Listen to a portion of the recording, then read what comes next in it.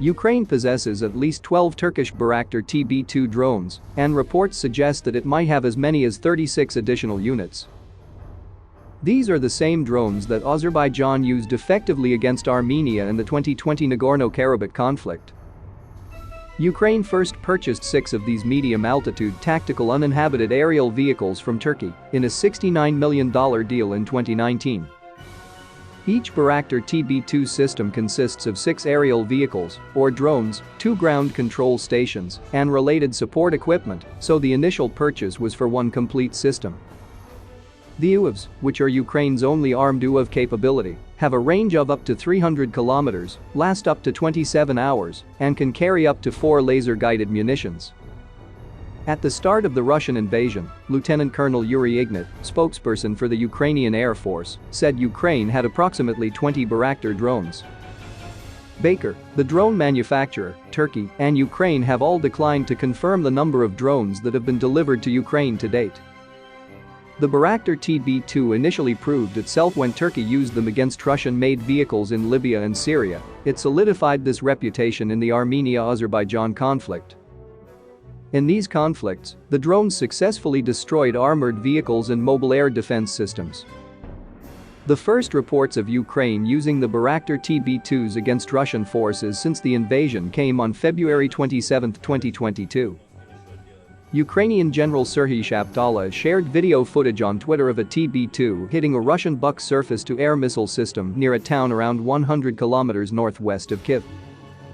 Ukraine's Air Force has since confirmed 2 drone strikes on Russian targets. Many more have been shared on social media, but they have not been verified. Ukraine's use of the TB2 builds on operational experience it gained last year during the conflict in the country's east. In October 2021, Ukrainian armed forces confirmed the use of the TB2 in the Donbas region during a counter-battery mission in a separatist-controlled area. The attack was reportedly successful, despite the presence of Russian electronic warfare and air defense assets.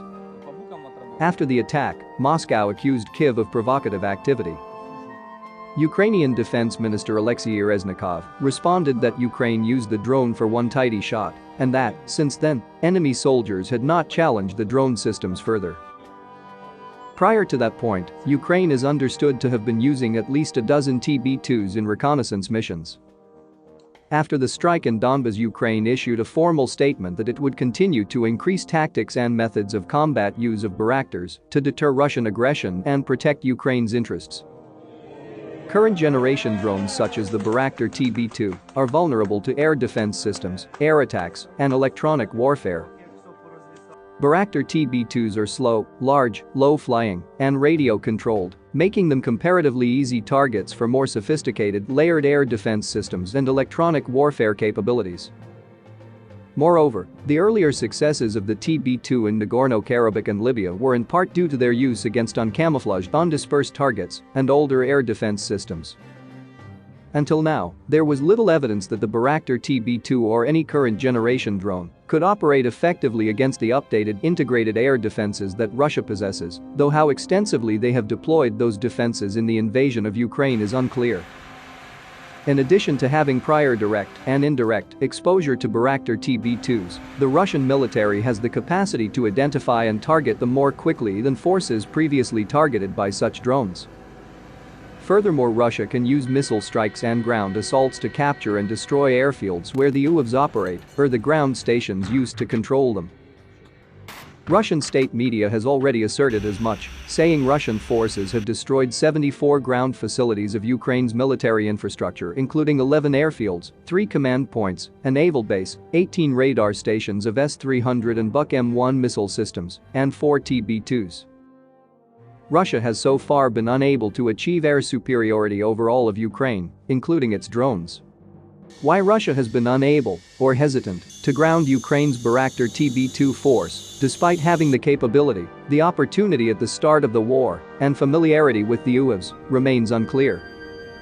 It is possible that Russia was surprised by the level of resistance from Ukrainian forces. Ukraine will likely continue to deploy its Bayraktar TB2s, along with other air assets, to attack Russian tanks, other armor, and mobile anti-aircraft systems, as long as it has these capabilities. Thanks for watching, and don't forget to subscribe. Also, if you want to support Warthog Defense, please become our member and get early access to new videos, exclusive members-only videos, and become administrator in comment section. The membership link is in the description. Rescues every day. We had a guy last week at 6 rescues in 6 days. You know, he's doing the job every day.